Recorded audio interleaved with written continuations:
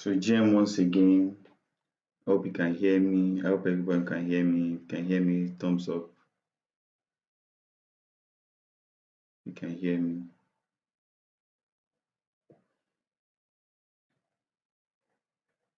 Just ever since people found out that this thing can be recorded, some just feel maybe they can just play it later. But I feel it's added advantage if you can play it later and attend the call. It's so important. It's actually so important because we're going to be doing some kind of badass stuff today.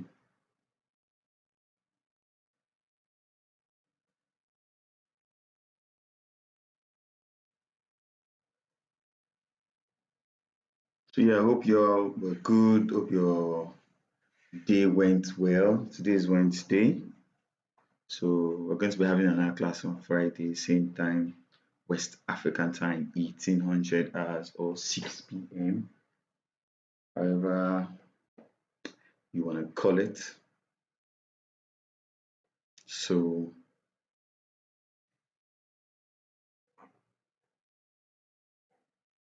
let's just keep waiting for them just a little because we're going to kick off with speed and momentum.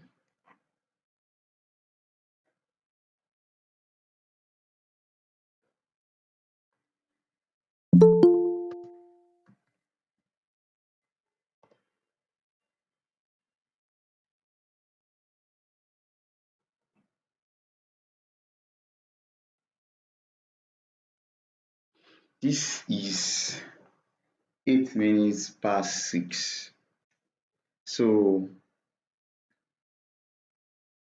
by 10 minutes, like once it's 8, once it's 6:10, like I'll start like for real, for real, for real, for real. So in case you're just waking up from sleep, in case you had a rough day, some you were tired and all, you can shake it out, you know. Back in my school days, that time when we do exercise, even in the gym, everywhere. I went to all this military school. So there's something called shake it out, you know. So it also happens to um it also happens to to us when you're using mental power. Maybe sometimes you need to just stand up, take some kind of stretches, you know, just to shake it out a bit.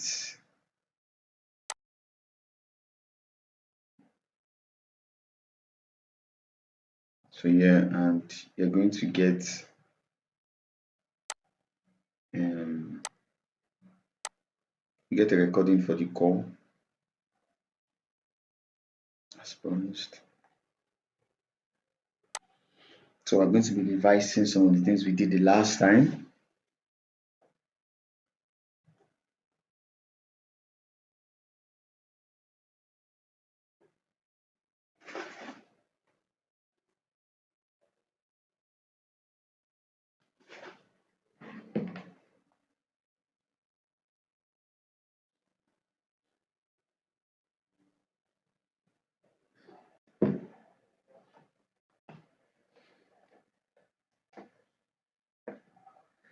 So very quickly, we want to use 1 minute to guys just tell me what you learned last time. Just drop it in the chat box very fast, very fast. Just tell me one thing you learned, one thing you learned. Just put it very fast in the chat box. Anything at all, anything you learned. Just we're going to use like 1 minute for that. 1 minute.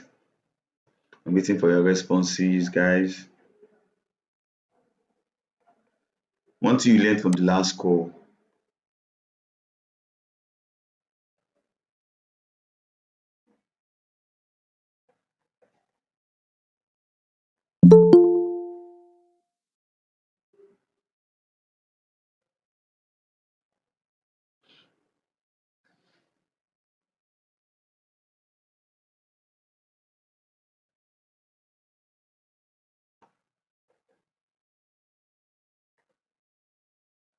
Vertices, edges, and faces.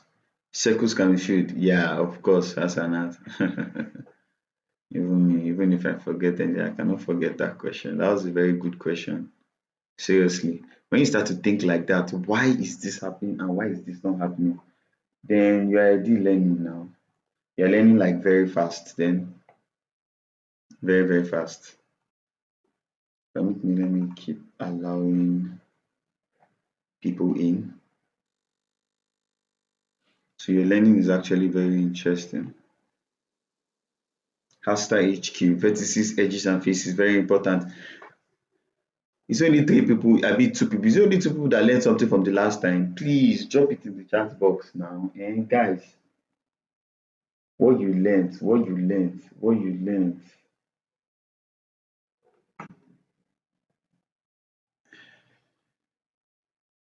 Tell us something you learned from the last time.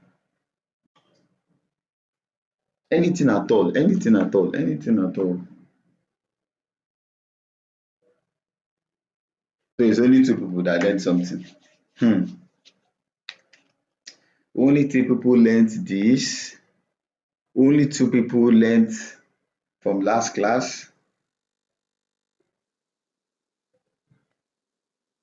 Let me reply this person. So there's someone in the group asking if you should uninstall anything. Let me just put use any blender you have for now.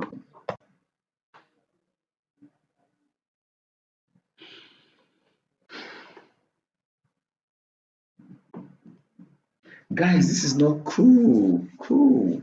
DeFi learned that you can get any shape. With cubes, you can get any shape. Excellent, excellent, excellent, excellent. Mariam learnt about the shortcut, front view, toggle between orthographic. Perfect. Nice, nice. Side view and top view. Very nice, very cool, very cool.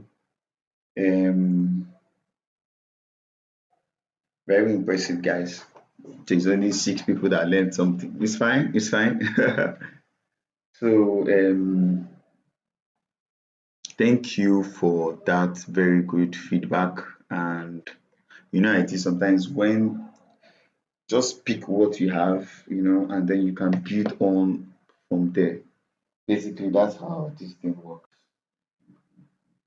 So officially welcoming you guys to the third day in week one, because we're still in week one.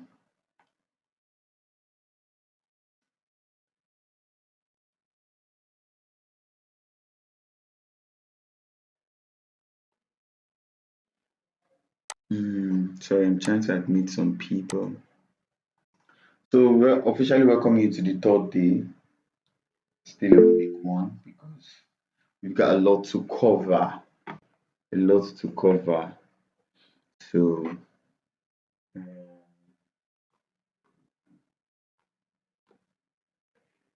sorry. Gabriel learnt about square and circle that has no thickness. Yes, yes, they have no thickness. They are two-dimensional.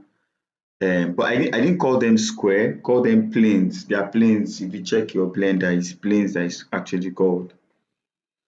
So yeah, that's actually cool. That's nice. That's nice to know. Guys, we are in the third day, so we're going to be revising some of the things we did the last time. Of course, we're still trying to bring people up to speed, but a point will come where if you don't really follow up, you'll feel like everybody's leaving you behind. Even if I drop videos, they'll just become plenty and they'll become too much for you to like handle.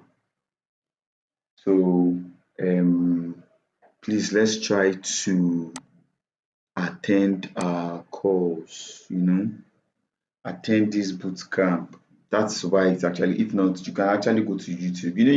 The assignment I gave is for YouTube, sure like for you to like, okay, in case you wanted to learn how to at least move this object. Now, before I get there, you have an insight.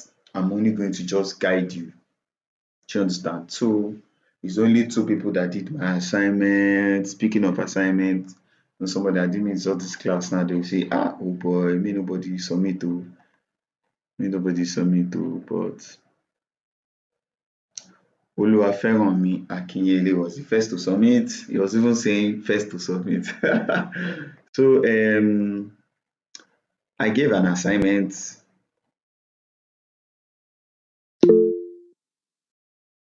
Taiwo Habib, your first time. Why is that? All the dates were announced, even from Twitter, all the way to the emails that were sent to you guys. But no, not to worry. I'll just go over some of the things I did, but be fast about them. So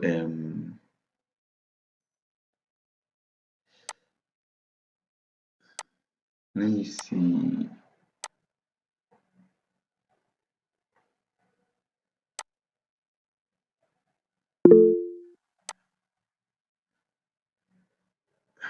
So we will tend to questions after the session.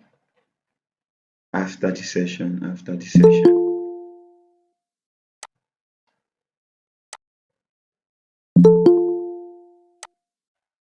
People are still coming in. I've not gotten the normal number that I used to have, so we'll probably just move.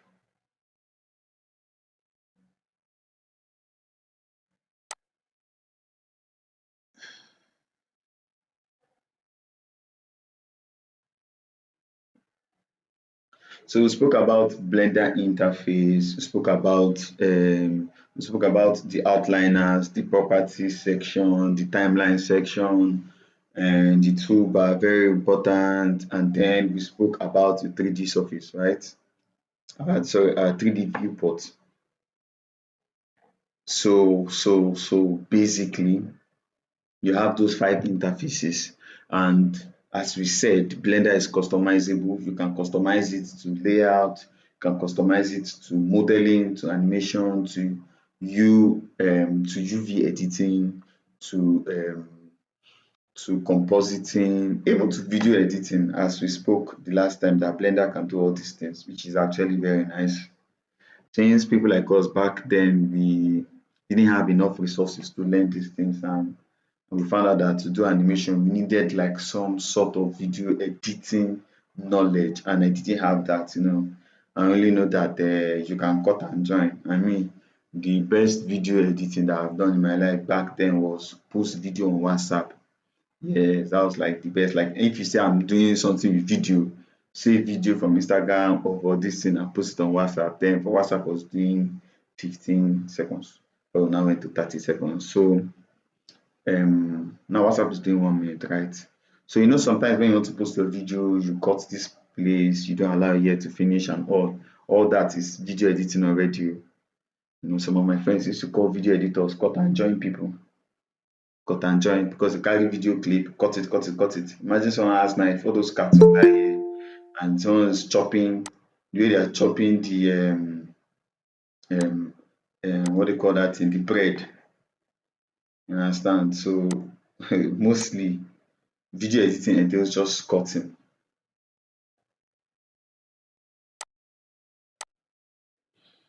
So yeah, um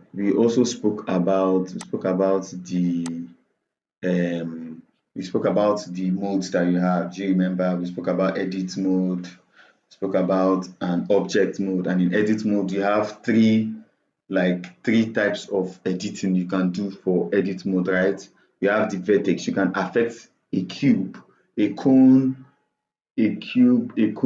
circle, plane, cylinder. You can affect them by, that's in edit mode, you can affect them by either using your vertex, moving their vertex around, or their edges or their faces. So that's like the three editing modes we have just in edit mode before you can now go back to object mode. So all this one is revision. We're still revising.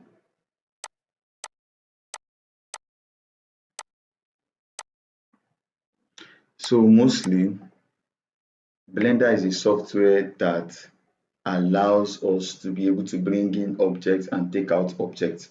So what I explained that time about primitive object, it's not actually, that's not all the types of objects that you can use in Blender. I'll show you how, but that's just the defined library object. So how will I say it? Some, if you go to some softwares, not just Blender, even architectural softwares, most other softwares, even Photoshop, Sketchbook, they have assets that are predefined. You don't need to actually, like now, if you are used to drawing, there are some kind of assets that are there already for you. You don't need to draw them. Maybe trees, you can just carry tree and put inside your picture. The picture will be fine. So it's same to Blender. Blender allows that customizable objects, bringing in object from secondary application. What I mean by secondary application, an application that is not even Blender. But mind you, you are going to have to convert the executable file. So I want to do a bit of sharing screen.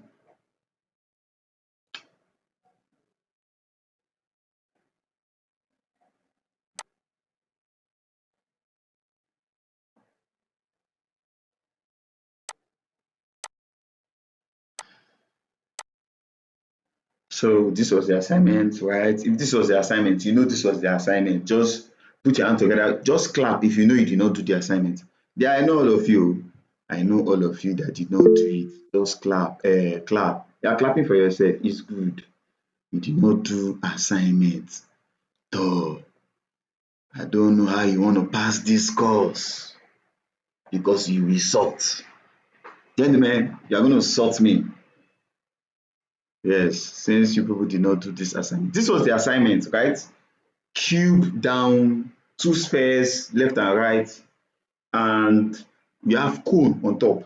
If you had done this assignment, those problems that you had encountered would have been a stepping stone for you in this class. So I know you guys, like you guys are busy and all, but you see, sometimes you have to just try. Someone was saying, okay, Lord Despa was trying to send his assignment, but something happened. I don't know. Okay, so it's fine, but if you didn't have the sources to do the assignment, you can actually just check YouTube,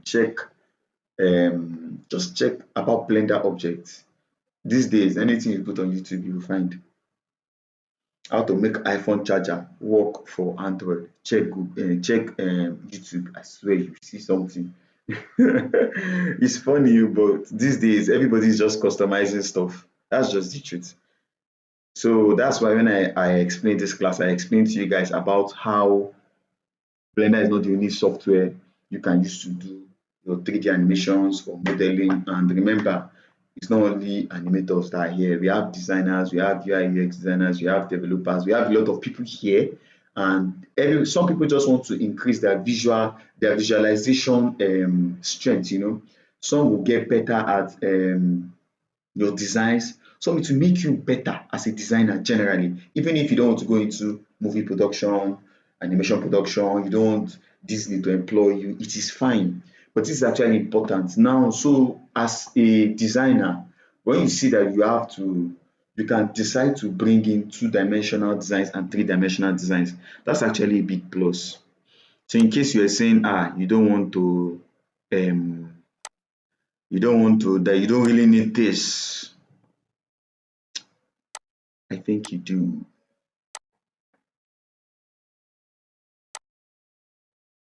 So please let me be admitting people. So please let's try and do assignments next time so that we can actually flow along.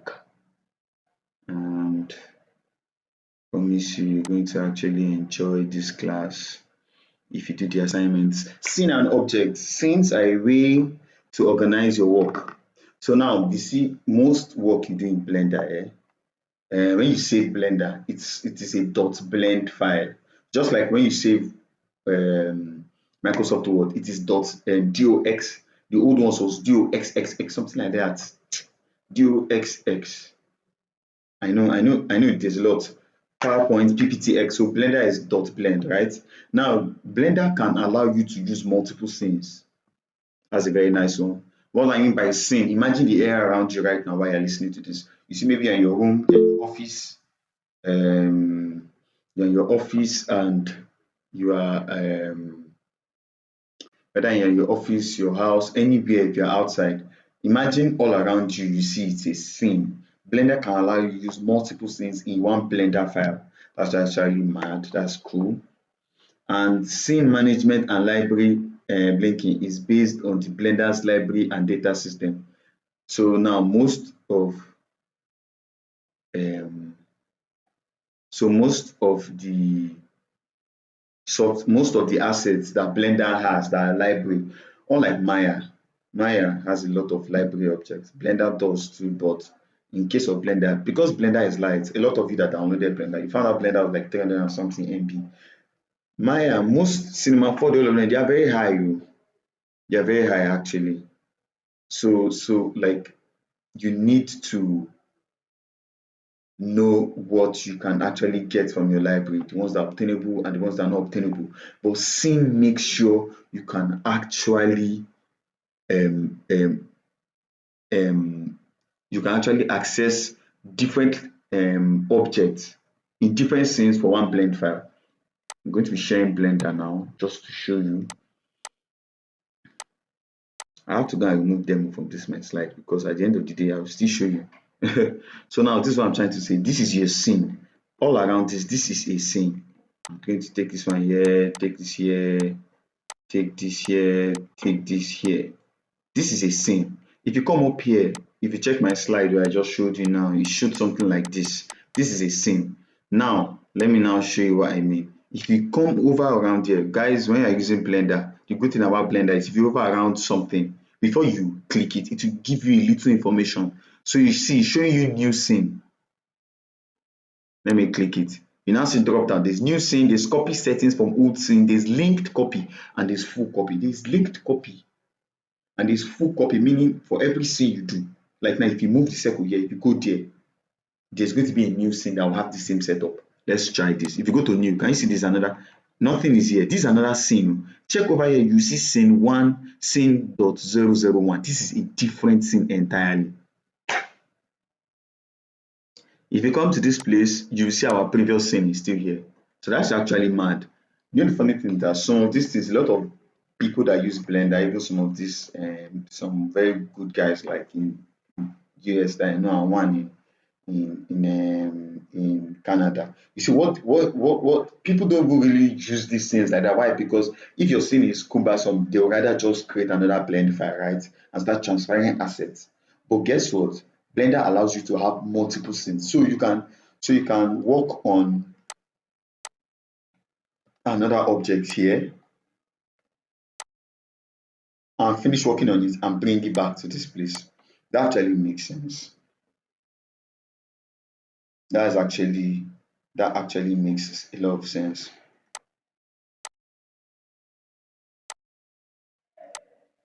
So if we're to go to the next, you have scene properties. So in your scene properties, remember when I was teaching,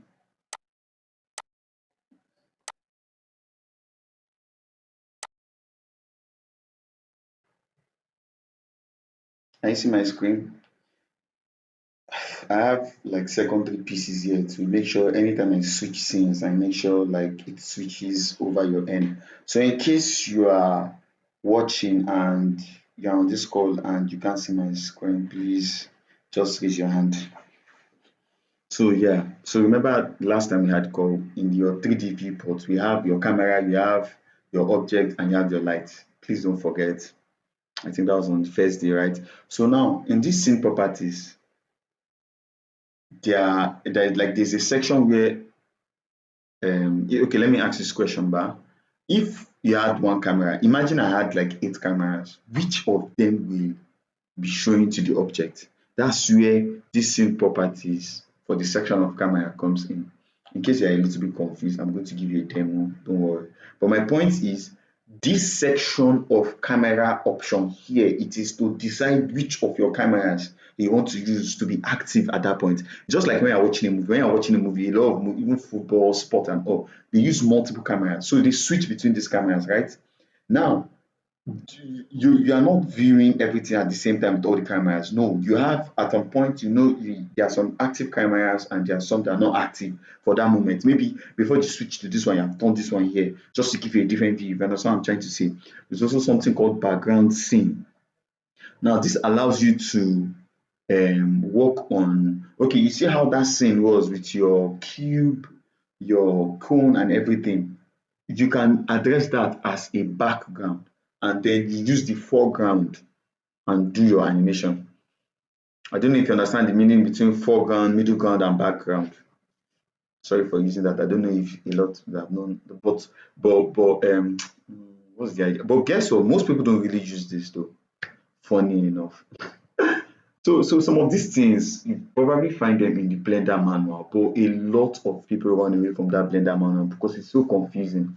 While I use the Blender manual as a reference to put up my um, to put up my my slides, right? They were still using something that was known already to explain, which was a serious problem. So I had to just like create mine. That was the best I could do.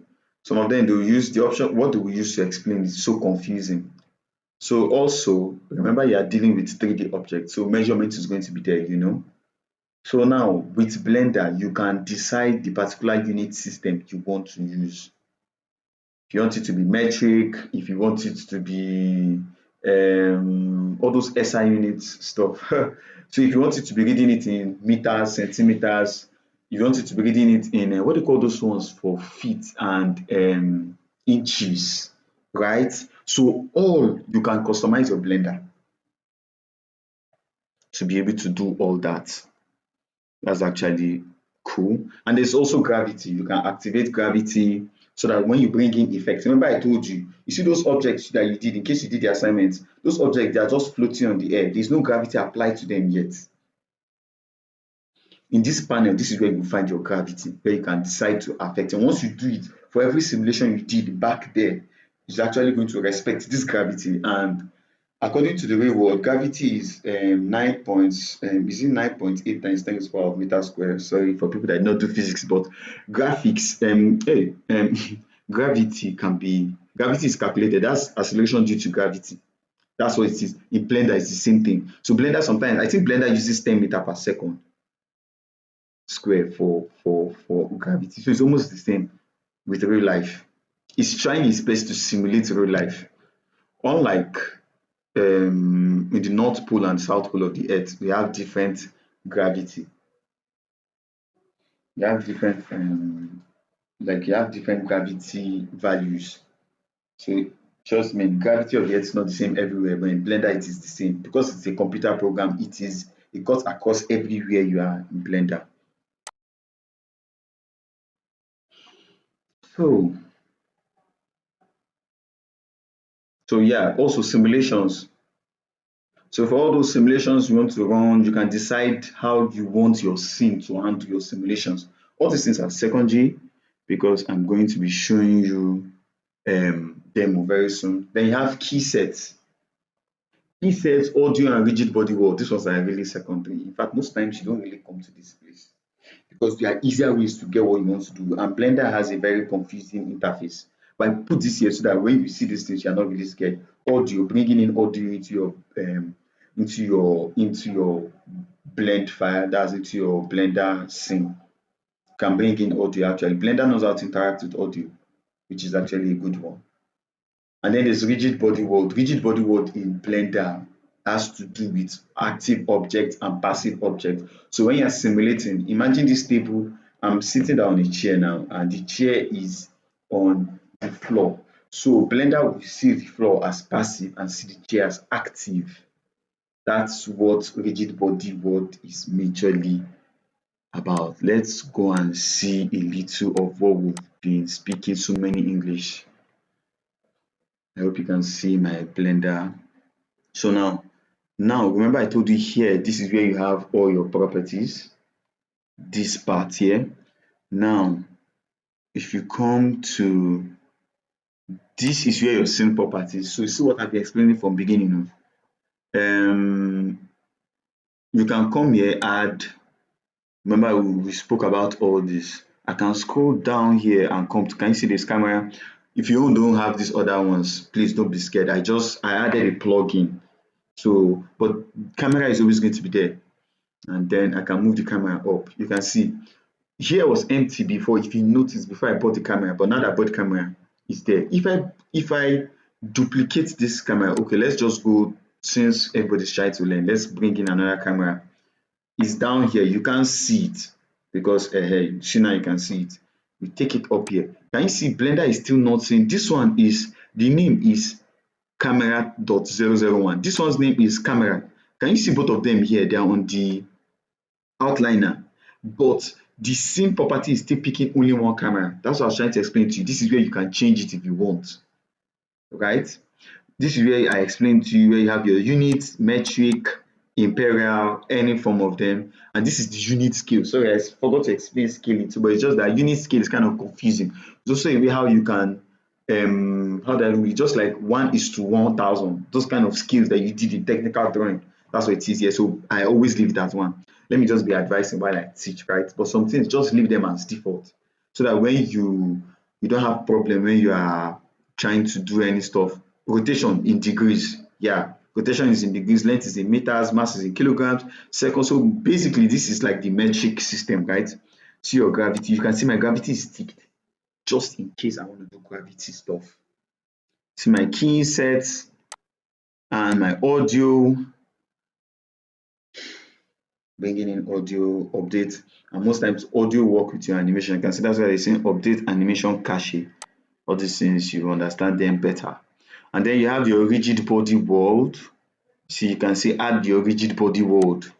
Then at the end of every most of these properties, you see these custom properties. Till today, I still don't know how this custom property, I don't know what it's always doing there, because when I want to customize some of these my properties, I don't actually go there. So there are some that even me, I don't know.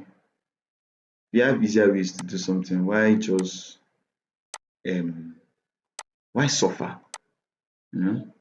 God did not allow us to be suffering. God doesn't want that for any of us. So now, guys, we're going deep into modeling, man. We're going deep into modeling. So models, you see, most models you see. I hope you can see my screen. Hope you can see my screen. Most models, if you can see my screen, please thumbs up so I know that we're moving well. So most models that you see, let me not even call them models. Most animation assets that you see, whether it's a picture or a video on all, there's light, there's texture, there's texture on the object, there's light, there's scene, there's cloud, there's this, there's that, there's fire, anything you see. Most of these things are mostly models, materials, and light, right? So now modeling is just the art and science of creating a surface that is either mimics the shape of the real world object or expresses your imagination of abstract objects. That is what modeling is basically. So if this English is too thick for you, modeling is just producing 3D objects that mimic real life objects. That's all. That's the reason why your VFX and your RG CGI and all those CGI painters can look very realistic, because it was modeled realistically. There was a reference to the character, there was a drawing of the character, there was everything to the character, in case you even saw the comics back then. So you see that all of them have characters, like they are well-to-do characters that have been there. They have their front view and side view. But even in creating these characters, you try to simulate real world, right? Okay, like what I'm trying to tell you is, if you were to draw Spider-Man, Spider-Man is still a human being. So he's going to be like a human being. He will not have 3 hands. It's 2 hands he will have. Except you are trying to do the other Spider-Man that, yeah, I don't know, that Spider that he has 8 legs. No. But you get what I'm trying to say. So basically, the whole form of 3D modeling and animation is mimicking real, we're trying to mimic what happens in real life. So remember when I explained to you how instead of simulating, sometimes I animate moving objects. One of the animations I did on my page about Solana speed, about a lot of them moving vehicle. I use 2D and 3D. So now those cars you see, most of those cars they are 3D. The characters, some of them are 2D, some of them are 3D, some I 3D them, some I actually modeled them. Now you see those objects, the animation itself is trying to mimic cars on the run. I was trying to bring in Mad Max, right? All those shooting. Now you have to be very imaginative to be able to find out how objects will move on the run, right? While maybe someone is carrying out a secondary action. The primary action is what? They are moving. So basically, you are here to mimic real life, everybody. You are here to mimic real life. You are here to mimic real life, then bring in your artistic flair, add it to it. That's why most characters still don't look alike. You can have different 3D modelers as 3D artists, but they don't model one character the same way. Some characters are cartoonized, some are human, some are cartoon slash human, what have you. So basically, I remember how I explained to you how you can bring in other objects, right? You can bring in your mesh. Okay, you can bring in meshes. That was the only thing I spoke that day. I remember. Let me. I think this person. Yeah, sorry. So basically, right? Last time you went to add an object. Okay, let me just show you so that this my English will not be plenty, because I'll not lie to you. As I really wish you have Blender open, so as I'm doing this, you're actually seeing what I'm doing, you know. But so remember, if you check the slide I just finished sharing now, there are a lot of things there: metaballs, lattices, curve, surface. You see all these things here. I didn't go here.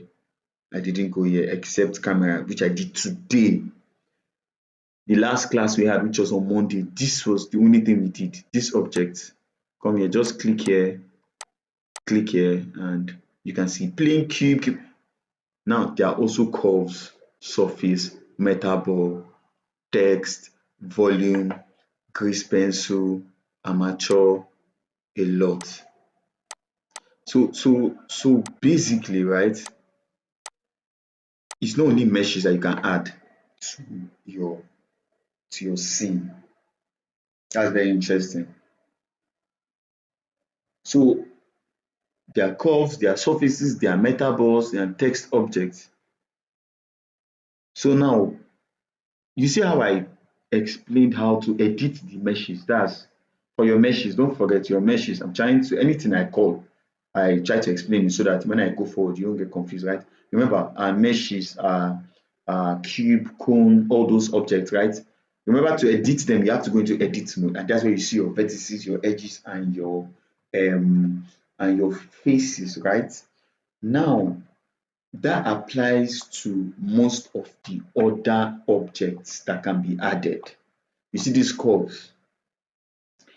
Bringing in curves, you can bring in a curve, you can bring in a line. If you press edit mode, you will see your.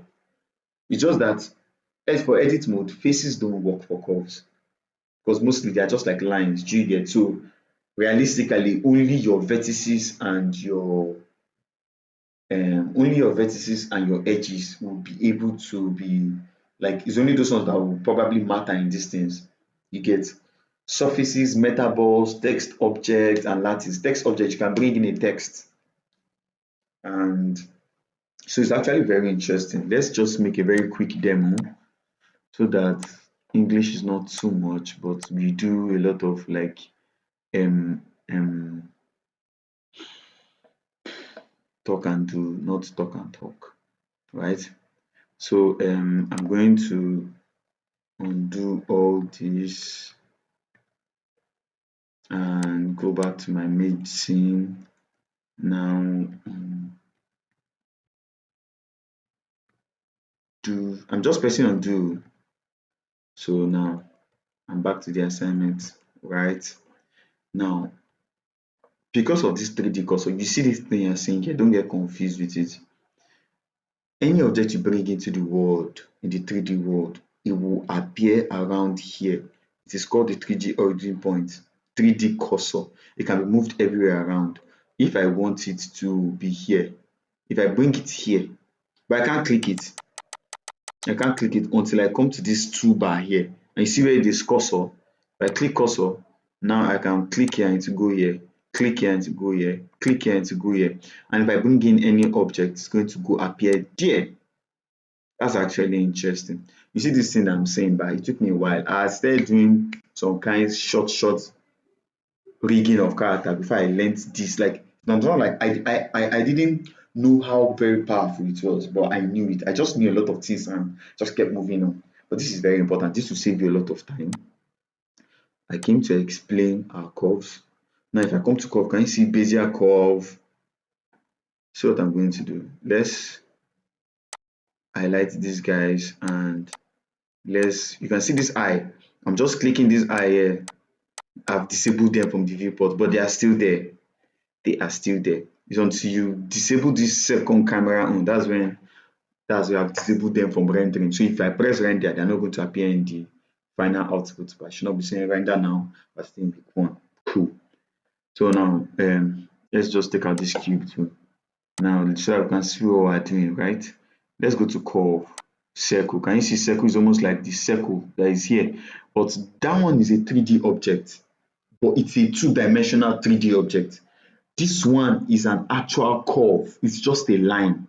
You have to convert it to a 3D object before you can do anything like, before it can behave like an actual 3D object. So what am I trying to say? If I come to edit mode, can you see that you don't even have here, you can choose in Cinema 4D. You know, I was even thinking there was going to actually show me edge, but it's not.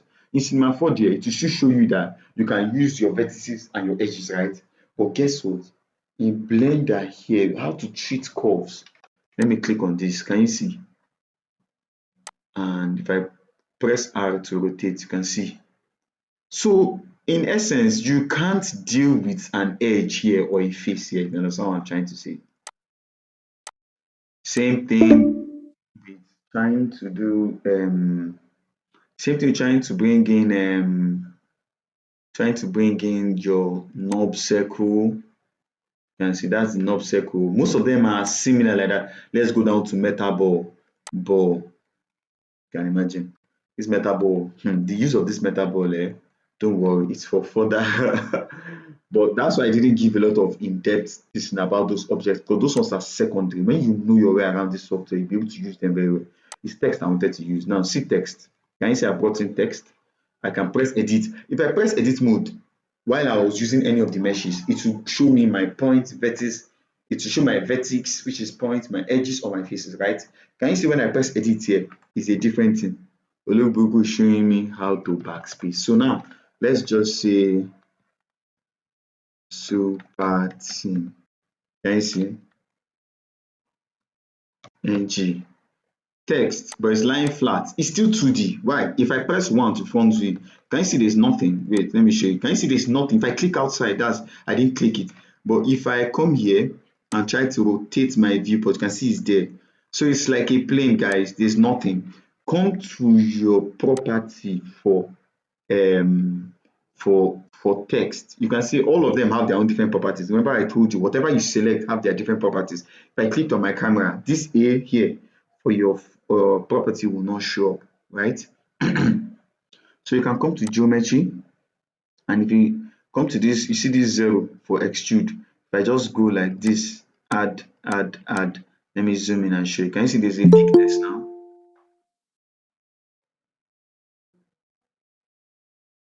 So you can see that there's a thickness. That's actually amazing. So that's what text can actually do for you. So basically, guys, there's a lot you can achieve with Blender. I think just showing you that, you should start to visualize the kind of demonic designs that you can actually do. I call them demonic because you should be pumped up. So now we're going for our transformation, move, rotate, and scale objects. Put your hands together for yourself for getting to this part. I know it's being recorded, but you hear, and following up, you have the upper hand, because You can now go back and your video is just going to be your revision. Don't hold on to the video like that's what you're learning from. No. Let it just be your revision, you get. So whatever question you have, you can only see my slides. Yeah, I'm back to my slides. I changed from Blender.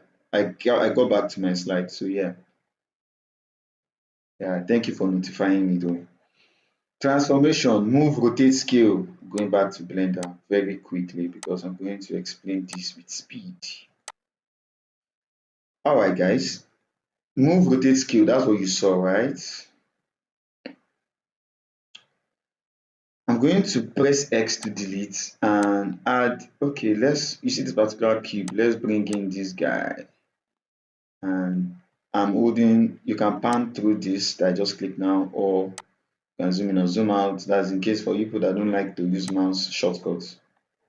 And you can rotate with these gizmos here. If you look here, can you see this move? As I pressed it, you can see if I click on the G, gray color signifies Y. Look up here, you can see it's Y. I'm moving my cube along the Y axis. If I press, see where I'm pressing, guys. This red signifies I'm moving along the X axis. So blue will signify what? Z axis, which is up and down.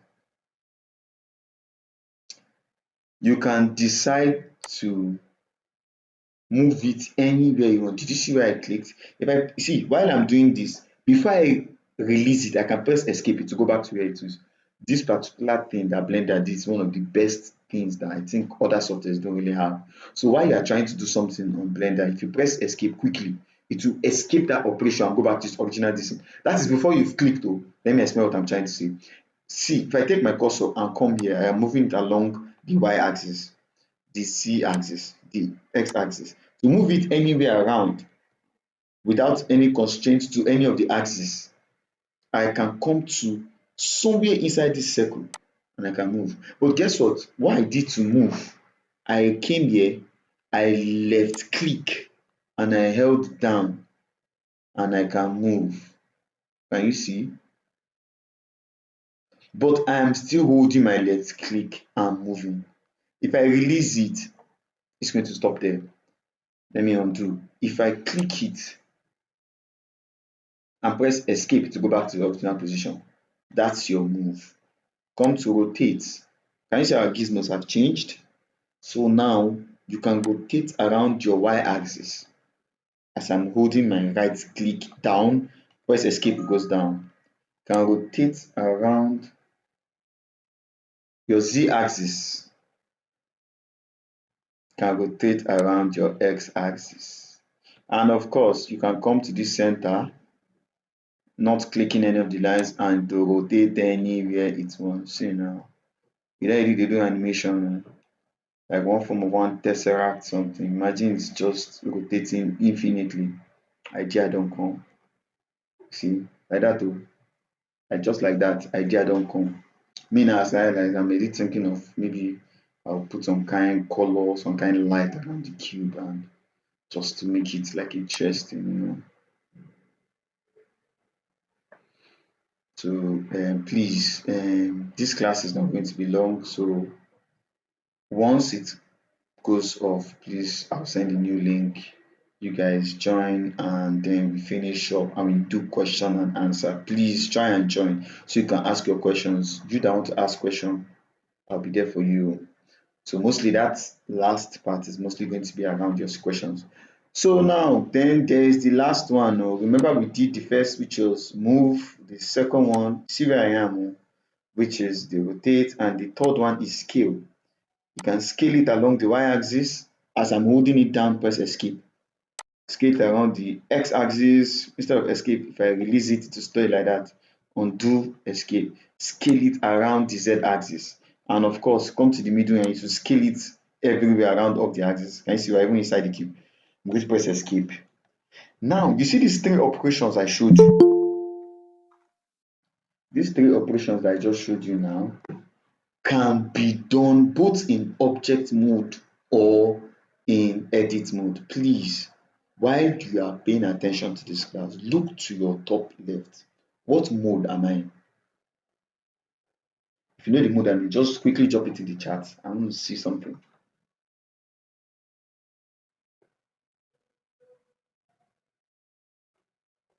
What mode am I in? What mode am I in? Very quickly, very quickly, very quickly. Object mode. Cool. Cool. So you can see I'm in object mode. I'm going to go to edit mode. Can you see there are a lot of tools? Can you see there are plenty? There are plenty. Let me go back to object mode. Do you see where I stopped? Go to edit mode. You see this edit mode? This is where all the headache in your life will ever be. All the modeling of someone's eye, someone's teeth, someone's tongue, and someone's palm is here. Guys, so you see that we're already into this thing. We're into this thing. I'll remember this is for selection. I never told you, I'm telling you now. If you go to object mode, it's the same thing, selection. There's tweak, that's if you click on your object, but it's just the only thing you can do. If you drag, it can't pick a lot of objects. If you come to the second one, select box. Now you can click or you can drag and select. If there are other objects to pick them. Third one, select circle. So imagine you wanted to, let me just bring in this other guy so you know what I'm talking about. Now for select circle, see what it does. You just go like this. I right click though. I just right click and you selected all of them. Can you see? Very interesting. And then the last one, you have select lasso. Imagine you wanted to select some object, but you wanted to dodge one. Select all of them, and maybe the other ones are to the left part of this cube. You have selected them. So it's basically almost the same thing if you're coming from any designer software. If you are not, that's the reason why I'm explaining this thing one by one. So it's hard for you to go. Remember, these are 3D cursor. I can take it here, I can take it here, I can take it here. And you can press Shift S and snap your cursor back to the world origin. Can you see that has gone back to the center of the world origin? Shift S is what I press. You can write that down if you want, which is important. So now my point is, while I'm in object mode, I can actually use move, rotate, and scale options. And guess what? Blender has the transform.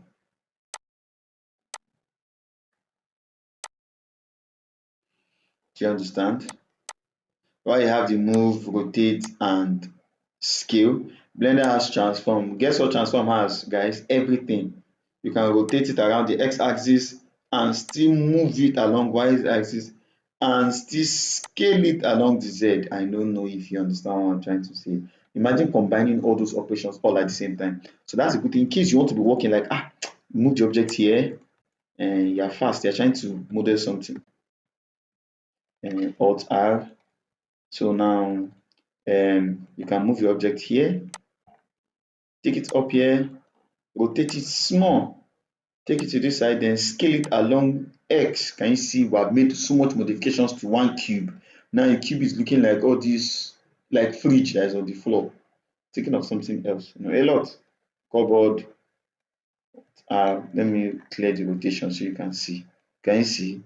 Like a table. This is a table already now, because some tables actually just like this box on top floor. Yeah, so in the next 2-3 minutes, the call is going to end. Please make sure you join in so that all those your questions, you can attend to your questions, right? So we'll just go for like 1 or 2 more of these pages to cover up. Then you can see at least today's one is kind of quick. It's just that a lot of you guys joined in late, so I had to wait for you guys. Now, if I come to edit mode, guys, can you see our movie still there? Our rotation and our scale. And our transform is still there. After this transform, if you look closely, you see there's a gap before the next stuff. All those next stuff, and this where hell is. But guess what? You should not be scared of hell, man. You should welcome challenges, guys. Now, what do I mean by? If I come to move, remember in edit mode, you have your point, edge, and face. If I click your one vertices, I can actually move it. Can you see I'm moving it to the Z? So you see those things we did in the object mode, you can now do it, but now specifically to either an edge, a face, or a vertex point. Can you see? You can hold shift and click this one.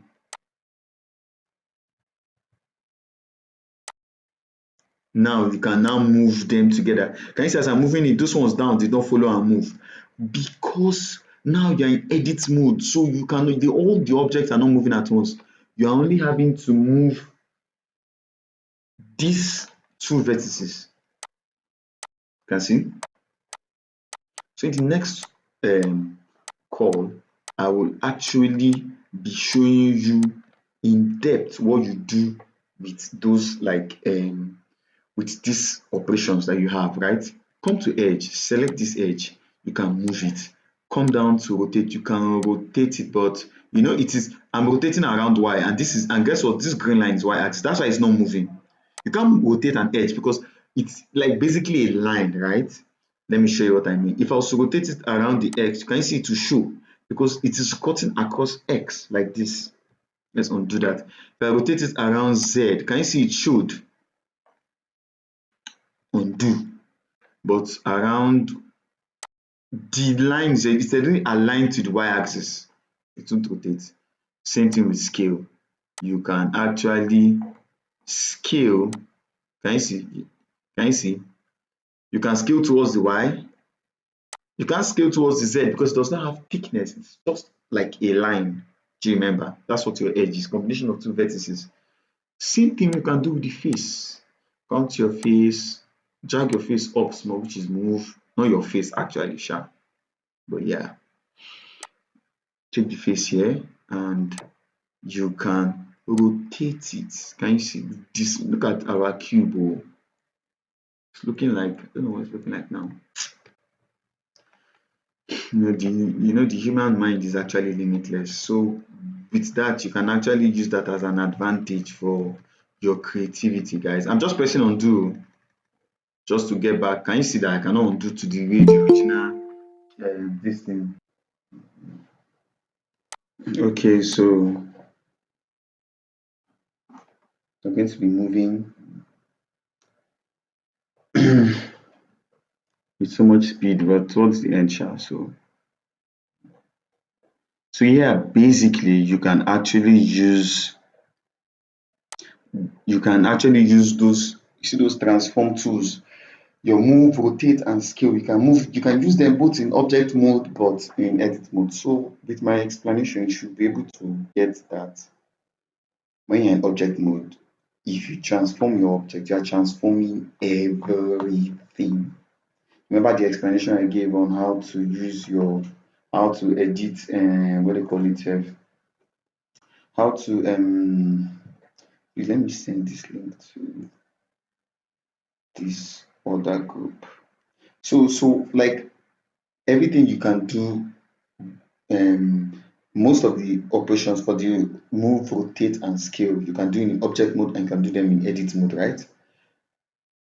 But when it comes to edit mode, you are not transforming the whole object, you are transforming either its vertices, its edges, or its faces, right? So basically,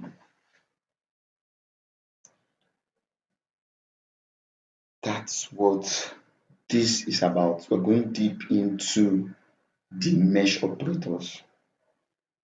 Please just a thumbs up if you are gotten to this stage, if you understand like what I'm saying to this point.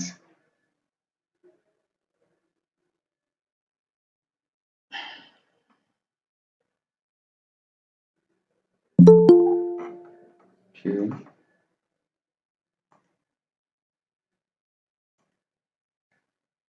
So when I try to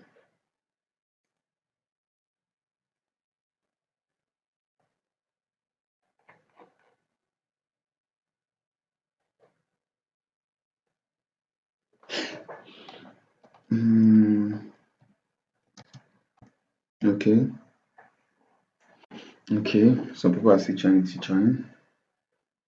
Please, okay, and A is more important. So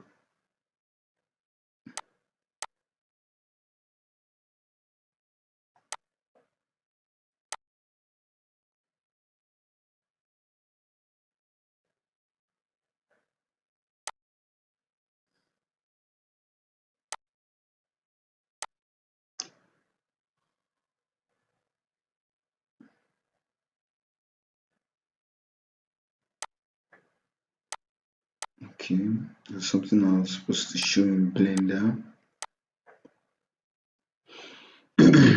Coming, some people from the designers, this thing are just joining.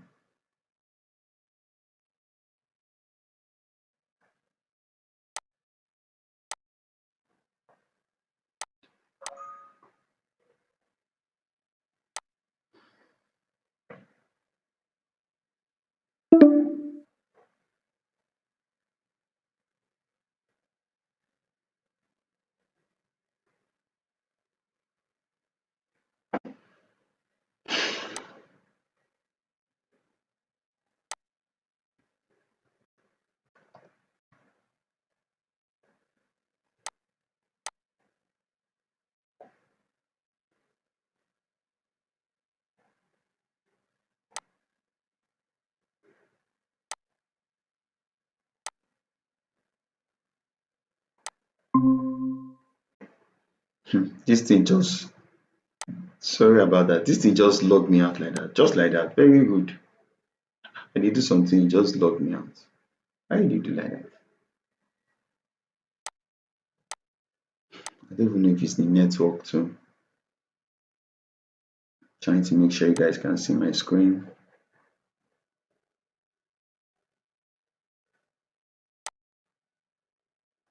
Please, if you can see my screen, just thumbs up.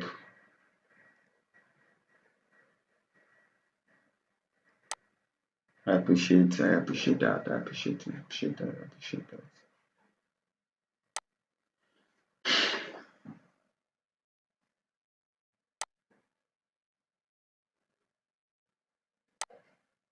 So yeah, let's be very quick and up and doing. So basically, that's your transformation, move, rotate, and scale, right? Basically, that is it. So now you can see the gizmos, both for the move, both for the rotate, and both for the scaling. So important. It's so important. In fact, let me tell you, most of the things you do in this your three-dimensional journey, your journey to three-dimensional designs is just going to be centered around this. If you're a designer before, you know what I mean. But then you've only been using two axes, X and Y. But here you have a new one. So you have X, Y, and Z. So you are treating objects in three-dimensional. Most of the things you do is rotate water, rotate building, rotate glass, rotate teeth, rotate eyes. Let me just give you a little insight on rotation, right? So when you have a 3D character and you want him to look around, guess what? You see, majorly since we're trying to, I'm not audible. Please, am I You are, audible? you are. Okay, someone said I'm not audible.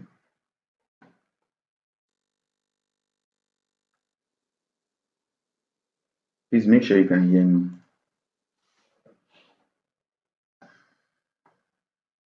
Please make sure you can hear me. So basically, you move your eyes around, but you're not. We just say that because we are speaking English. But basically, what we do is we rotate our eyeballs. I'm just trying to give you an instance of where, if you start to think of it, you will start to like mad. Okay, this is how I can actually, when you add one plus one, you understand the object, how objects actually move, whether some rotate. Okay, your fan, what does your fan do? Does it move? Does it scale or it rotates? Please answer in the chat box. What does your fan do? Does your fan rotate or move or it scales? What does your fan do? What does your fan do? Waiting for your rotate, sharp. I love that. I love that. You guys are making me proud already. So your fan rotates, right? So let's pick something a little bit complex, right? So um should I pick? What should I pick? What should I pick? I'm looking for machines that have.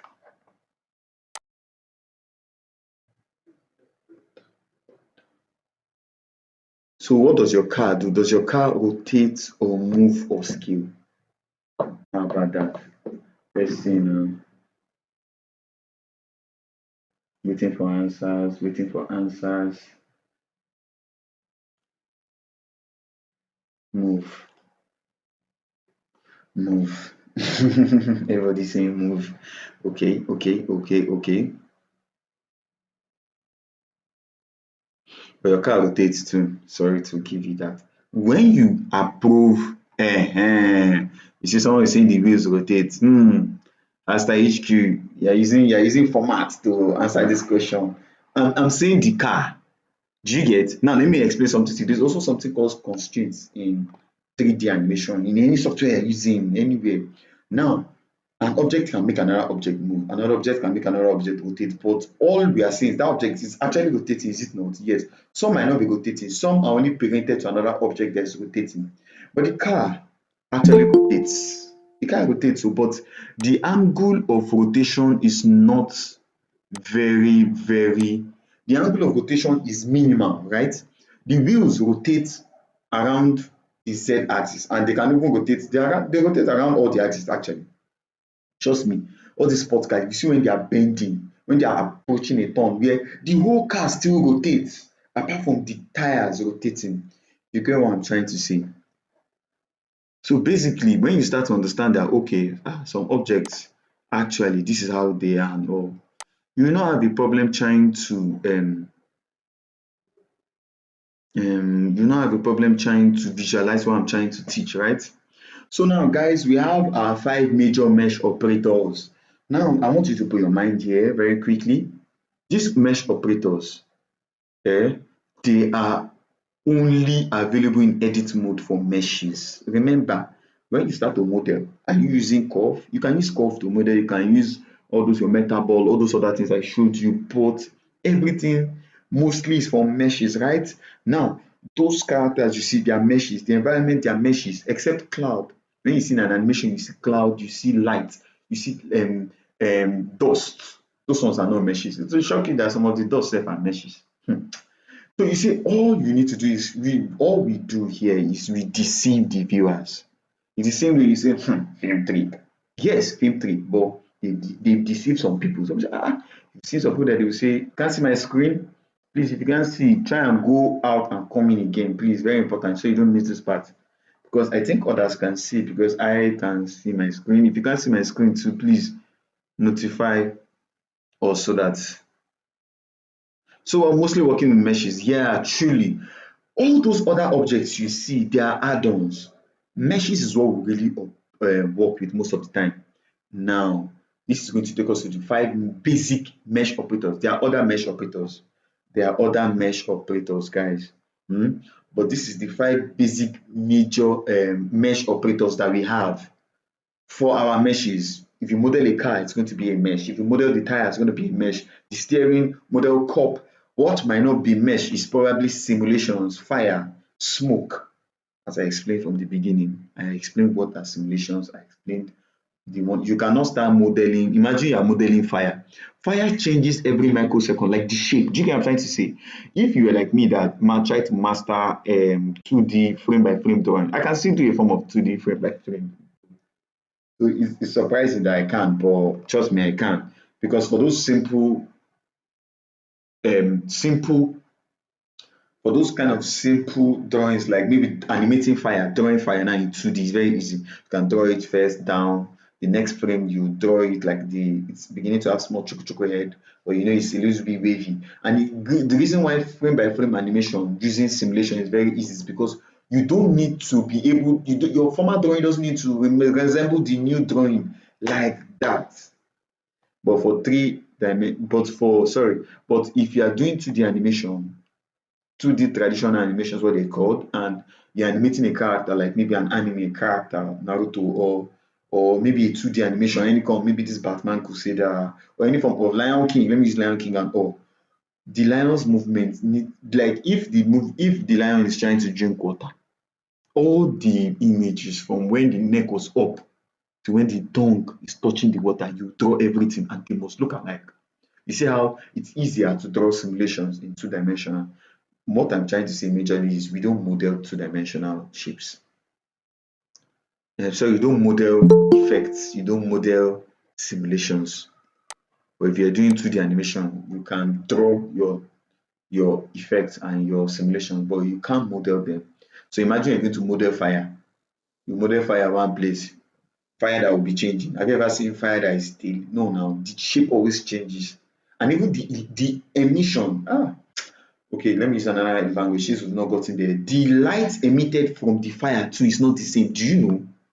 In case you didn't know, you see as that flame is moving, color is changing. So in short, you can't model 2D. You can model 2D, but modeling 2D means you are drawing 2D. But these questions are supposed to come in later so that we don't, But guess what? You can model a two-dimensional object to make it three-dimensional. Our characters are drawings. Maybe the next time we have this class, I'll show you one of my drawings that I drew, and then I drew the character following the drawing. That's modeling a two-dimensional. But imagine, so your question is very confusing. How can you model a 2D? You can't model a 2D, you can only draw a 2D. If you're modeling a 2D, even in this place as it's flat, like you see the way the objects are flat in Blender, it's almost like drawing now. Yes, I'll move the vertices. You know how it is in Illustrator when you're trying to carve out someone's face. Yes, that's what you're doing. But what's the difference between someone that drew and you that you're trying to use vertices in a three-dimensional software to do?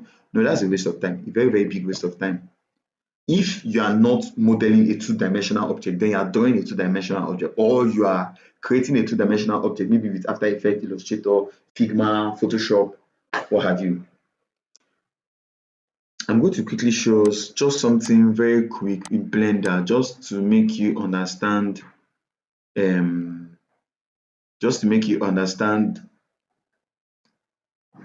what I'm trying to say concerning these mesh operators, right? Hope you can see my Blender screen. If you can see my Blender screen, thumbs up. So we're moving very fast. You see all these operators here? You see all these operators here? I know we didn't touch here. Somebody will be angry that we didn't touch here. I don't like when people are angry. I like to carry everybody along. Let me now show you what this is. This is annotate. In case I was going to explain this for you, this is P, this is X. This is actually in case, one time when I was doing an animation, right? The character picked up a cup. I marked the point where he picked up that cup, but it's in 3D space. But you need to be very accurate because this is not accurate. If I put the point here, this is just drawing, guys. This is not modeling. This is just you. Just imagine like whiteboard, nothing special. Whiteboard. Do you get? So if I rotate around, can you see it got? But it's not very accurate in 3D space. While it was here, we thought it was somewhere around here, but close to this point. As I rotate, can you see it's around the middle of the object. It's not even here. So long story short, it is very important to know the difference between the annotate. The next one is measurement. You can measure from here to here. Just left click and drag and drop here. See 1.7. You can drag it here. Most of our cubes are always 2 meters, but we've used editing to kill this cube. So it can never appear as 2. And you can see it's not even straight. Anytime you want to measure, press 1 front view or press 3 side view. Then you can pick the points and drop it. Do you get? But it's still not going to be accurate. You need it to constrain it to an edge or a vertex. That's why you have to go to edit mode. I'm just trying to explain to you what you have in your object mode. But in object mode, guys, when you come here now, you can see you can add other objects.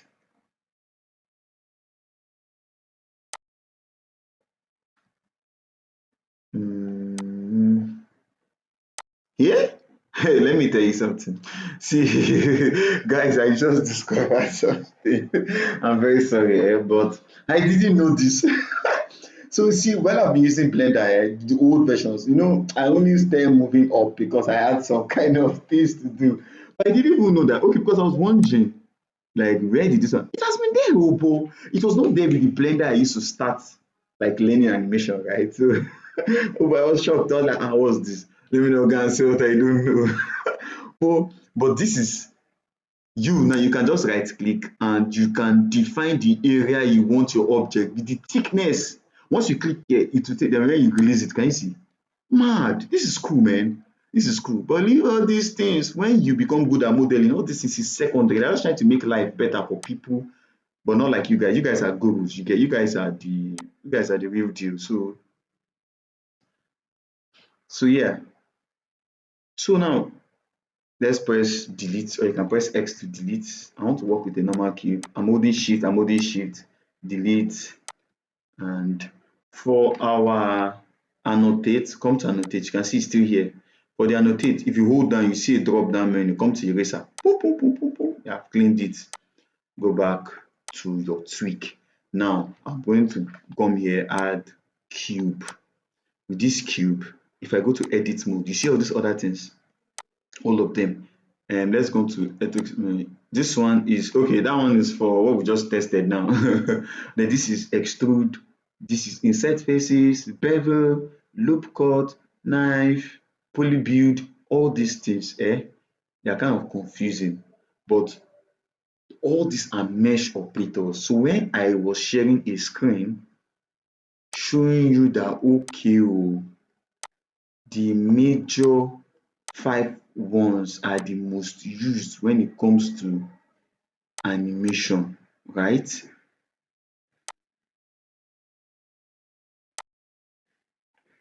So here, when it comes to animation, sorry, I'm coming.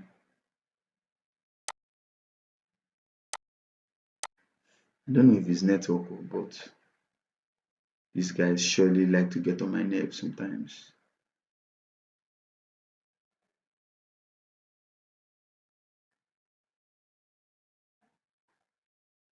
And trying to share another screen for you.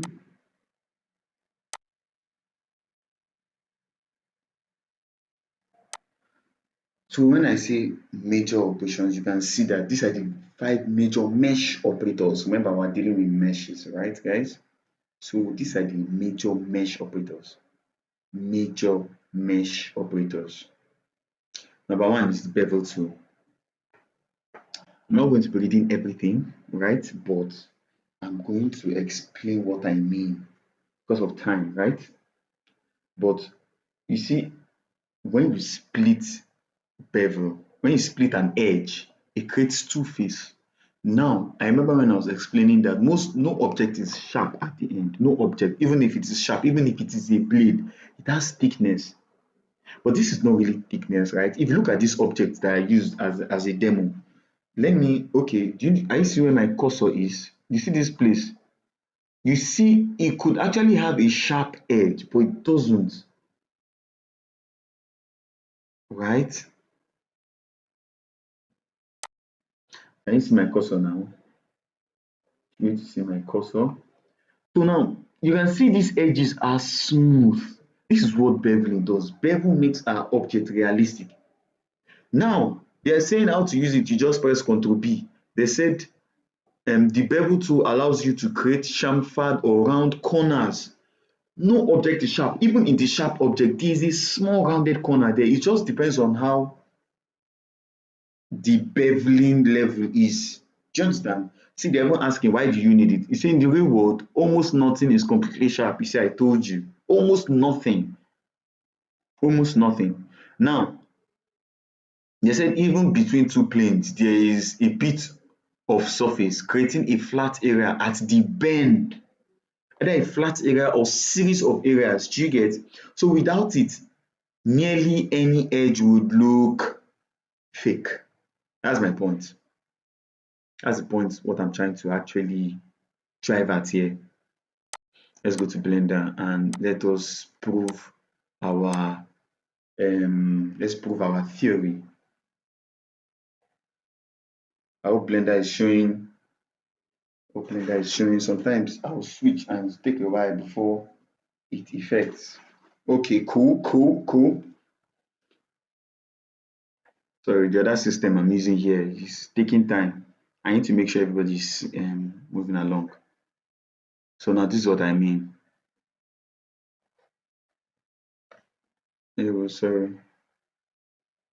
So this is what I mean, right? I went to edit mode, right? I went back to object mode.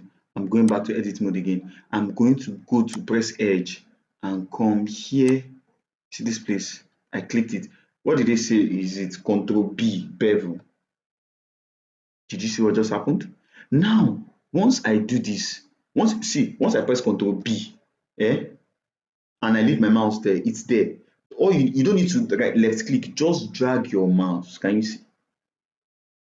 If you drag your mouse, bam, if you now left click, it will stay. Immediately stays. Remember what I told you guys about this last operation? Do you remember what I told you about this part? That mostly when you're in object mode, you can't really like this. It has different uses, right? Many times this dialog box comes up, it's trying to tell you that okay, there's a lot you can do to that your operator. That's the thing where they do not be only to sabi do, right? So now can you see? You can now tell it that you want a lot of segments. Can you see? And this 11, 12, 13, 14, 15, 16, 17, 18, 19, 20. Can you see?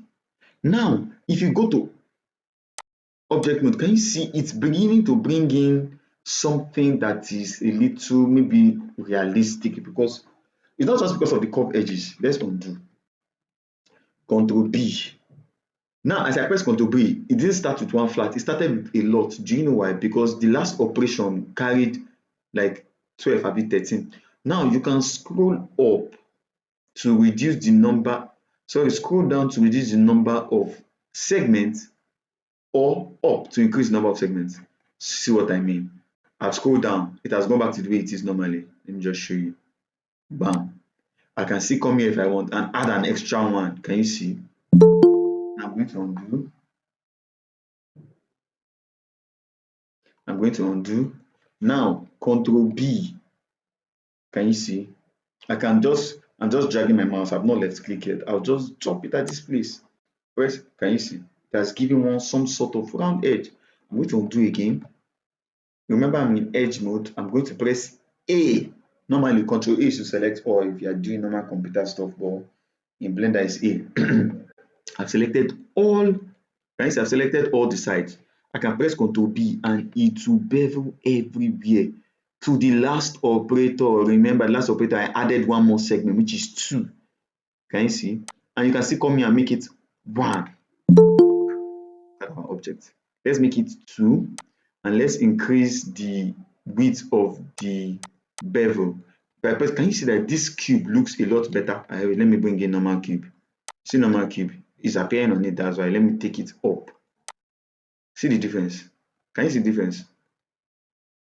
You guys have done animation like this. You have started modeling already. Now this is a real cube. This is a cube. This is a realistic cube. See this one now. Nothing in life is really like this. It will cut your hand. You will never be able to carry something like this. See how sharp the edges are. That's what bevel helps you do. You can see I have to really explain this. Okay, so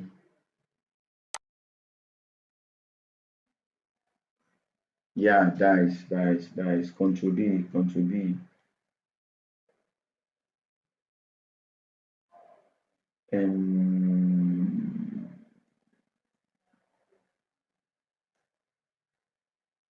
After press Ctrl B, you just drag, Miriam. You just drag. I'm just seeing a message now. I'm trying to check to see if I'm seeing anybody's message. You just drag. That's what you do.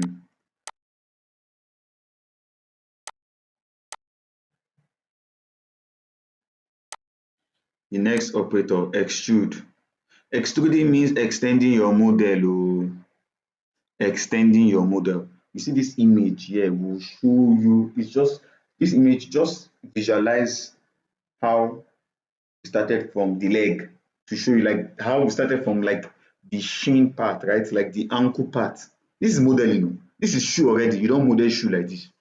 All we did was extend. Now that extending is not, it's not the same thing as moving that part.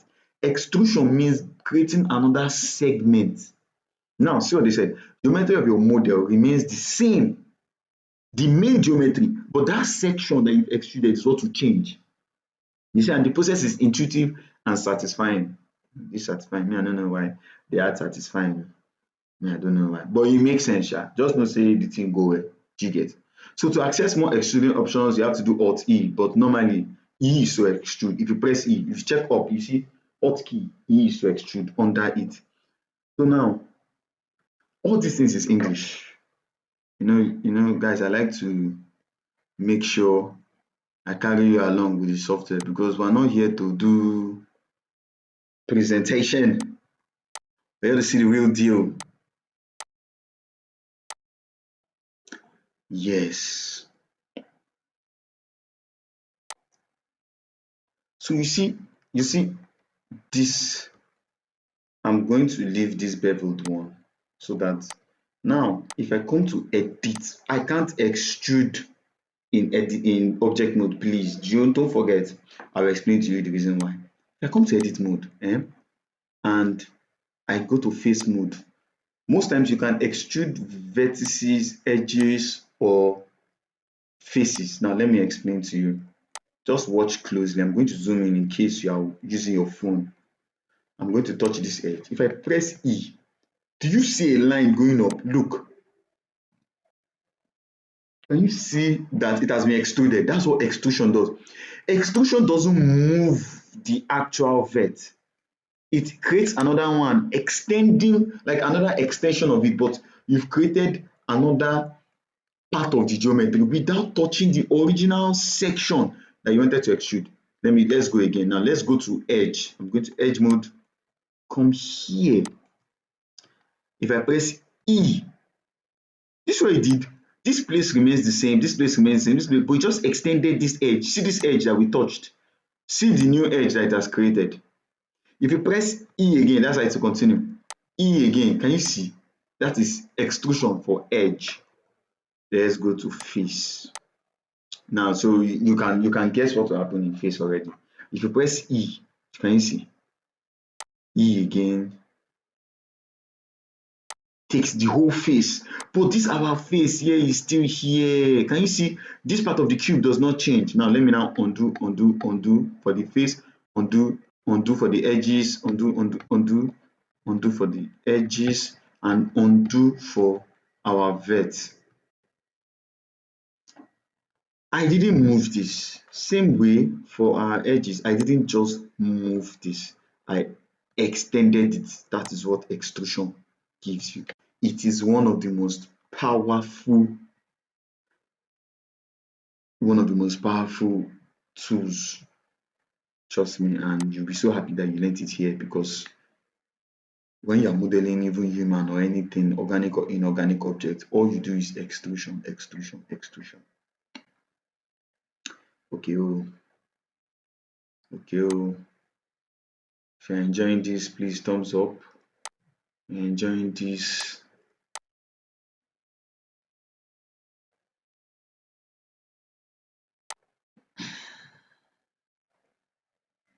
insert faces.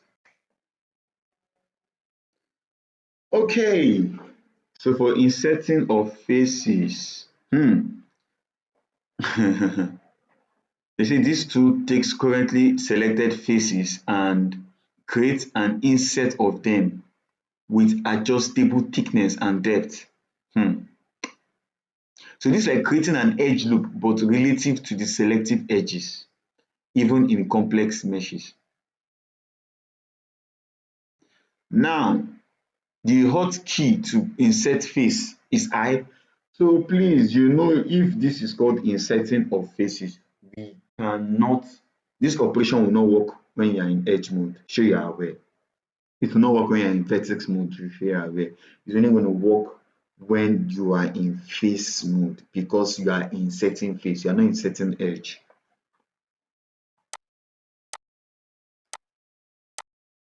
Very quickly, let us show the world what we mean. Come here, edit mode, come to face, select this. You can see this insert face here too. Once I click it,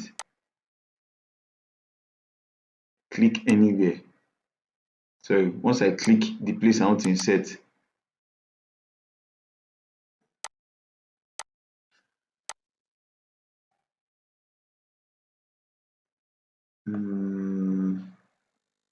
what's happening to this my mouse?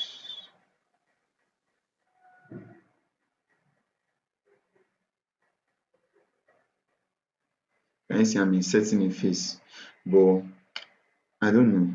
Okay, well, I left clicked and I dragged on it. If I release it, you can see that there's a new face there. You might not be able to see it very well, but if you look very well, can you see? And remember, for every mesh operation you do, there's somewhere you can use to edit it more. So now see the thickness. You can increase it or reduce it. Can you see there's a new face? There's a new face. Inserting of face, just see, forget that English. It means bringing in a new face. That's all. That's all. Bringing in a new face. There's nothing very special about this, but it's a very special tool.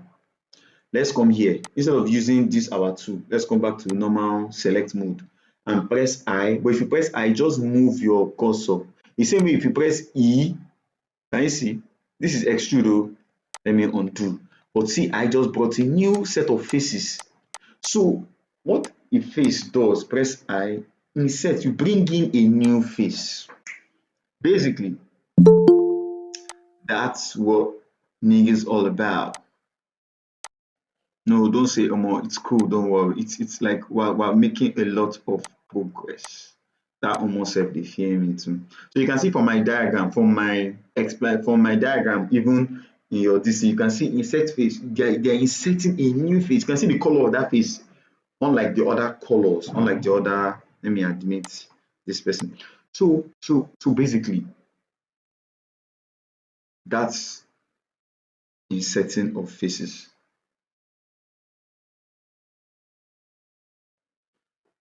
This network is even logging even me out. Why now? Come on. Logging me out. You don't want me to learn from me? Okay. Network is bad, guys, because it's raining some places. It's raining in some places. So it's after 2 years. Some of these things. Loop cut and slide. Can be a little bit confusing, but don't be scared. So loop cut and slide, if it entails you to cut the face of your model, you're just cutting it. Now, if you, because of more cuts, you can make more modifications to your object. Okay, let me explain something to you. Imagine, do you know the reason why we can move our body? Let me tell you the reason why we can move our body. If not, imagine your skin was just flat and didn't have bendable points. If you fold your arm, it can tear. If you straighten your hand, it's supposed to tear. I don't understand if you know, but your skin has elastic properties, stretchy properties, things that can bend, stretch, contrast. That's why if you bring your hand back together, look at your edges, you can see there are folds there. Now imagine those folds were lines. Look at this object that I'm showing you in front. This object that I'm using now. Those lines that you see running in those highlighted part of the bend, the amount of cut is what is enabling you to be able to bend the object that way. That's what loop cut does, basically. Let's share screen quickly. I'm going to go to object mode and come here, add mesh, another cube. And if you're like me, who likes the soft life, you can see it's always appearing via this 3D cursor. Don't forget. Instead of coming here and pressing G to move it up, I will just press G and Z to constrain it, and I'll drop it here. Come to edit mode, and we can do, that's extrude, sorry. So now loop cut, you can see this is loop cut. See, as I pressed it, it's appearing here already. You can click one and come here and add the number of counts. Can you see 2, 3, 4, 5, 6, 7? Can you see? And it's to be showing this other see these lines that here, just asking you that if you click, like, do you want to cut across this part of the geometry? If I say yes, I'll just say left click, it will appear there too. Can you see there's one line there too? And you can add that one to boom, boom, boom, boom. Now we've added so many loop cuts to this geometry. Now, because of this, you can come to face, come to this place so that those lines can, those lines appear because you are on the operator of loop cut. Come here. Now you see, you can select different faces and move them as you like. Select this face, take it up. See, start making advanced modeling already. Advanced modeling. The assignment is you're going to model a table and a chair, the simplest table that you can ever do. Sorry, but that's your assignment. So you will model chair, you will model table and chair. Or should I just make it table? Should I just make it table? What do you think, guys? Should I just make it table?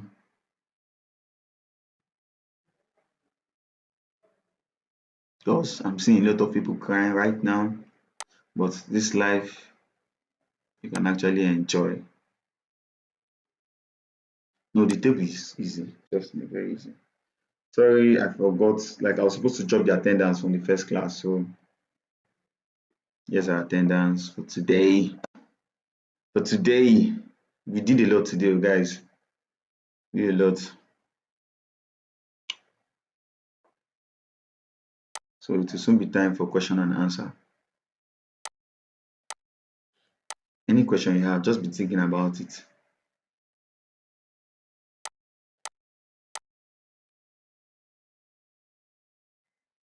And the last but not the least is the merge tool. You see, this merge tool is very confusing. I'll not lie to you.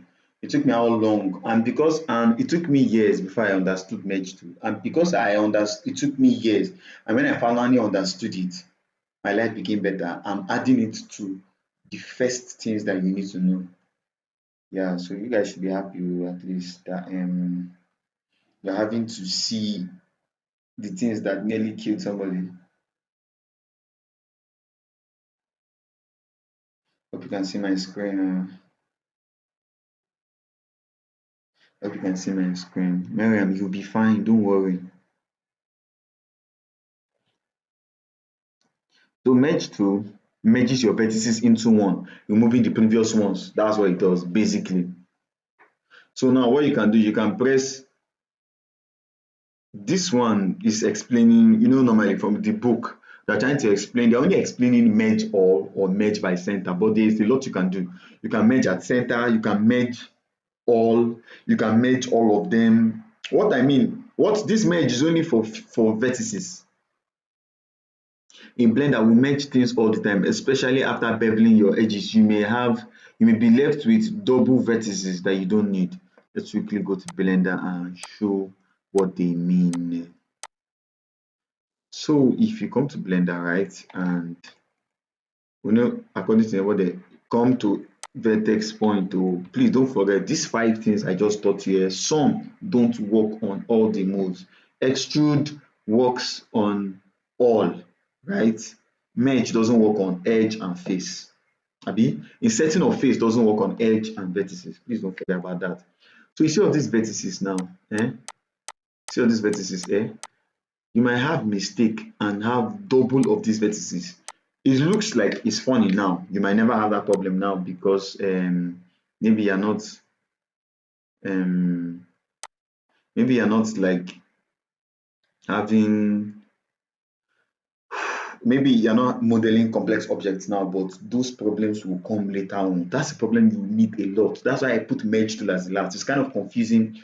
You need to understand it fully now, but you understand it as you go on. But just know that sometimes you might need to merge your vertices. If I press A now, press M, you can see you can merge all these vertices at one center. M, I press A to select everything. M, merge at center. Can you see? Everything has gone. Guess what? All those plenty points, they are in this center. Undo. See, we're back. M, merge at cursor. It has gone to merge at this cursor here. Undo. So we have done the 5 mesh tools. We're going to be using this short time to do some kind of Q&A. So ready your questions before the call goes off.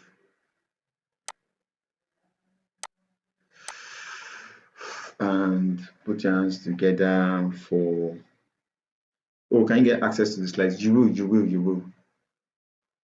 Put your hands together for yourself. You guys have done a lot.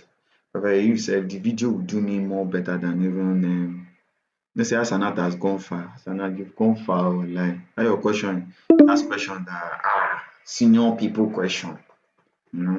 So it's cool though, it's cool. So questions. Questions. Question time. Question time.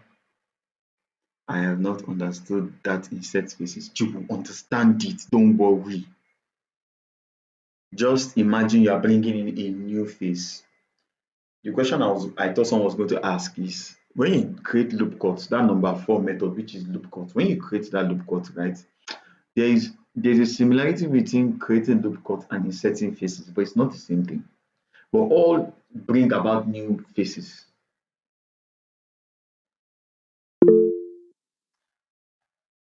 While you ask your questions, I'm going to do something very simple for you guys so that when you want to model your table, you can actually go right about it. So Oluwafemi, your hands are up. So I guess you're gonna be the first person. Then once you're done,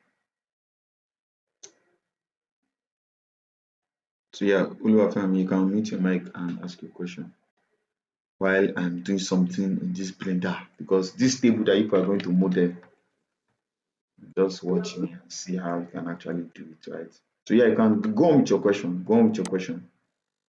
Okay, I was asking about that insect faces because I saw you as you were doing it, and some faces were appearing on the objects. So I tried to do it here, but it's not doing. That's Hey, why I said you try to do it and it's not doing.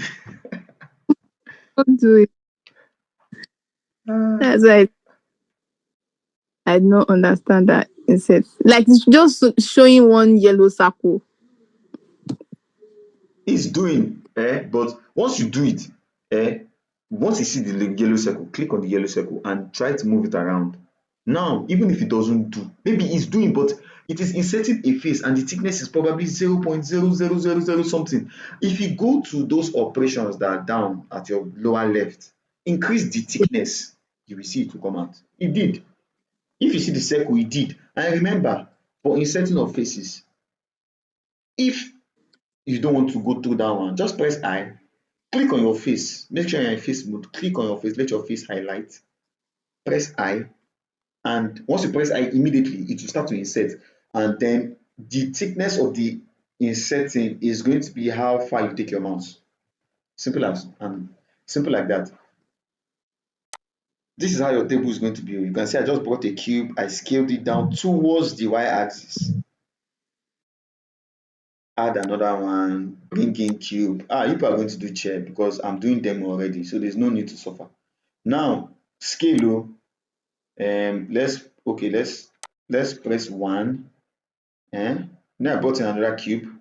I'm going to come to let's do transform. So I'll transform everything.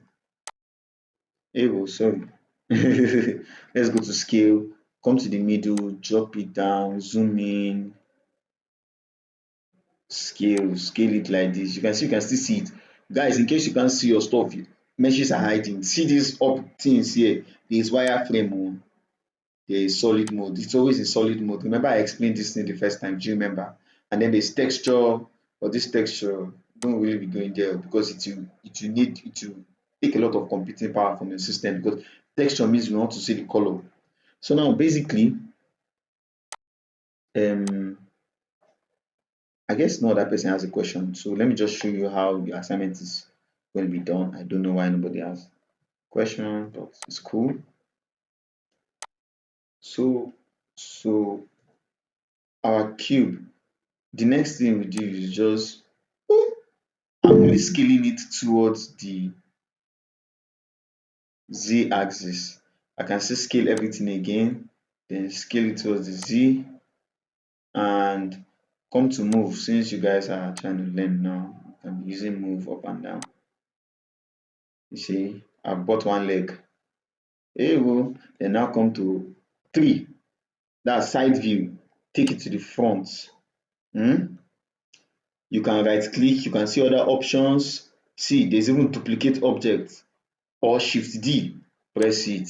Once you press it, it will be moving around your cursor, just press escape. It will appear where that one too is. Just move it along the x-axis. Then you can hold shift and this one, right click, duplicate them as they are moving. Press escape so they appear there. Move them along the y-axis. Put it, come to side view so that you know that they are all, you know, there's a small space between here. Table done set. And you guys are going to do table and chair, the simplest form of table and chair, and then a ground. Very easy, plain. Plain, no, plain. I'll take my plane down, come to 1, and so you can see that it is at the ground. Your table should not be passing through your chair, please. Except you are doing juju. Then come to scale or press S to scale. Woo! We're done.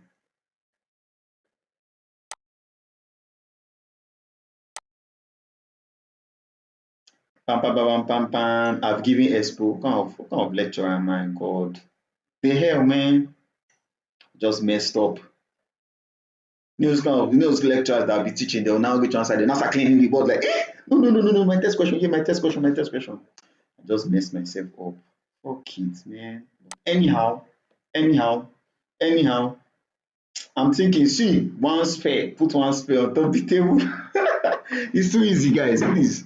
So make your floor, make your table, make your chair. The chair should have rest.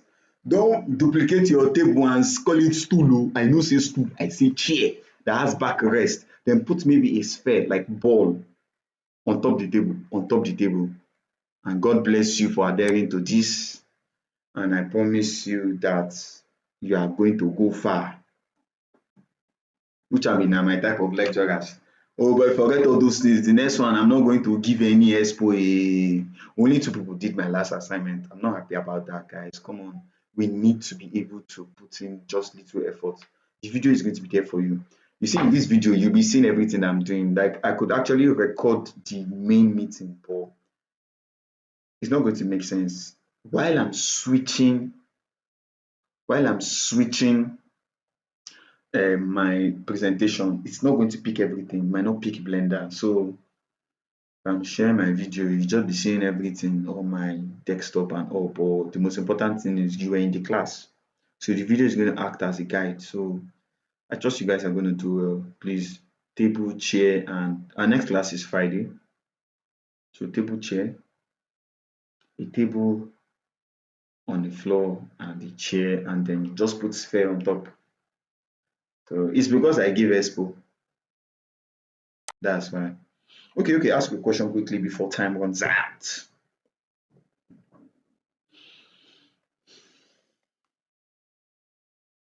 Our call is going to end soon. Please take screenshots. I beg you, people. Take screenshots.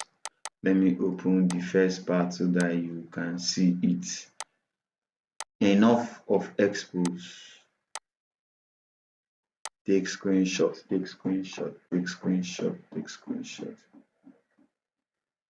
Can I see the table and chair tutorial on YouTube? See, you people should not go and see. Let me tell you something. Because you see, this is jet age. Because can you get the kind of ojoro that I can, say, thank God, I don't know why it was not in my time when I was writing exam that AI came. Oh God.